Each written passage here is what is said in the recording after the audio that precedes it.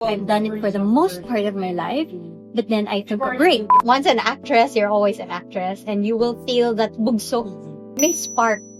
Piolo never makes poor quality films. Mahirap na bumalik from very long breaks, and it helps to have somebody familiar who is there na alam mong susuportahan ka rin talaga.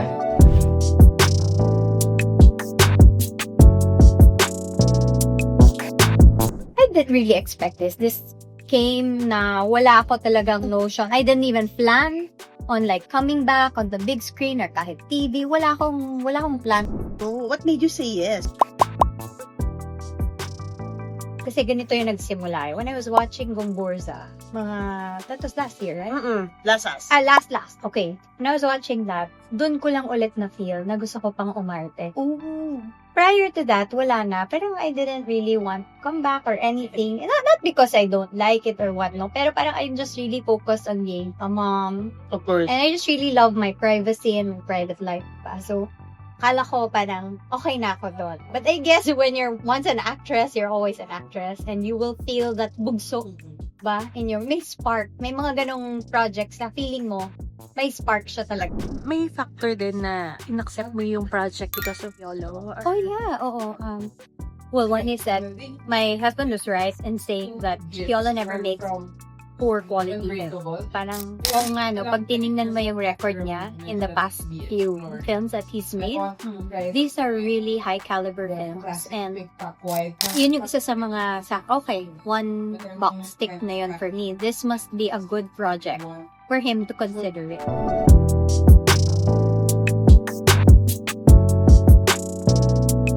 Mahirap na bumalik from, a very long break.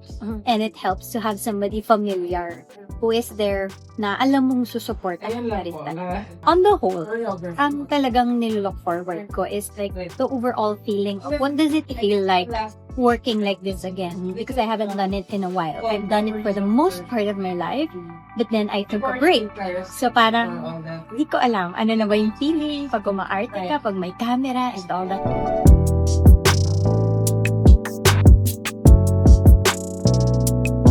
Alam mo kasi, kami, we don't naman really, like we don't talk every day, we don't text, ganyan.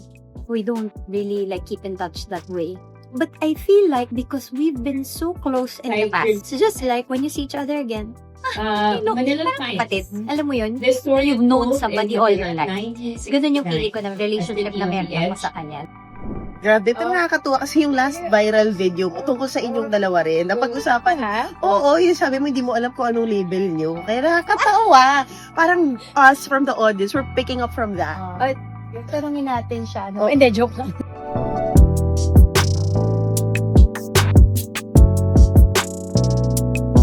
Hindi naman. Because I always take life as definitely a part of it you can control. And there's a large part of it you cannot.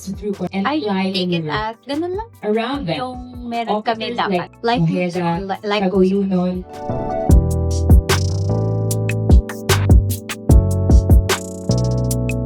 I feel so welcomed, and I think that's also kind of like one of the things that I was looking forward to, na parang how welcome would I feel ba? Kasi syempre, di ba, parang there are a lot of new faces. There are a lot of old faces.